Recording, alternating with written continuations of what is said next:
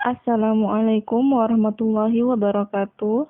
Perkenalkan, saya Rugaya Habib. Saya akan menjelaskan tentang Aeolian Process. Yang pertama, Aeolian merupakan bahan yang terjadi karena bentukan asal proses angin dan gabungan pelapukan dengan aliran air, di mana dalam proses terjadinya melalui pengikisan, pengangkutan, dan juga pengendapan oleh angin. Adapun syarat berkembangnya lahan Aeolian, yang pertama, tersedia material berukuran pasir halus, kasar, dalam jumlah banyak. Yang kedua, adanya periode kering yang panjang dan tegas. Yang ketiga, adanya angin yang mampu mengangkat dan mengendapkan bahan pasir tersebut. Dan yang keempat, gerakan angin tidak banyak terhalang oleh vegetasi atau objek lain. Yang kelima, endapan angin terbentuk karena pengikisan, pengangkutan, dan pengendapan bahan-bahan tidak kompak oleh angin. Pengikisan oleh angin. Angin mengikis permukaan bumi melalui proses deflasi. Proses deflasi merupakan gerakan tiupan angin yang membawa materi batuan, baik berupa debu halus, pasir, maupun materi yang kasar dan berat. Proses ini sering terjadi di daerah yang merupakan tempat terkumpulnya pasir, misalnya di basin kecil atau pada bukit pasir. Deflasi cenderung menyebabkan terbentuknya formasi-formasi baru di daerah depresi. Dibandingkan dengan erosi air atau sungai, keadaannya berlawanan. Erosi air di daerah yang relief tinggi sangat kuat. Sebaliknya, erosi angin atau deflasi di daerah cekungan atau basin sangat kuat. Deflasi hanya dapat terjadi setelah materi batuan mengalami pencucian dan kemudian dibawa ke tempat yang lebih rendah.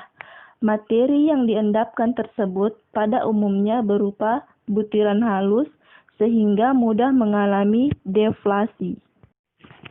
Selanjutnya, pengangkutan oleh angin.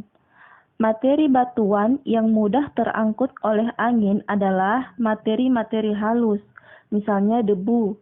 Materi yang halus ini akan diterbangkan angin sampai ke tempat yang cukup jauh. Adapun jenis-jenis gerakan pengangkutan materi oleh angin adalah yang pertama suspensi. Merupakan gerakan vertikal tiupan angin yang mampu mengangkut materi-materi halus ke tempat yang lebih jauh. Gerakan ini tidak besar peranannya dalam mengangkut pasir karena kemampuan mengangkut ke atas sangat terbatas. Kadang juga terjadi turbulen.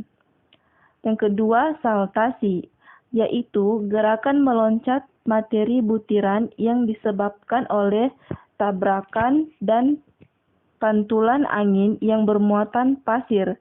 Gerakan saltasi secara langsung disebabkan oleh tekanan angin terhadap butiran pasir yang ditiup angin pada umumnya mempunyai gerakan saltasi. Selanjutnya, yang ketiga, rayapan permukaan. Gerakan rayapan permukaan disebabkan oleh karena tubrukan materi butiran oleh gerakan saltasi. Terjadinya tubrukan materi butiran ini secara teratur, tetapi kadang-kadang juga tersebar menjadi pecahan-pecahan di atas tempat jatuhnya pasir.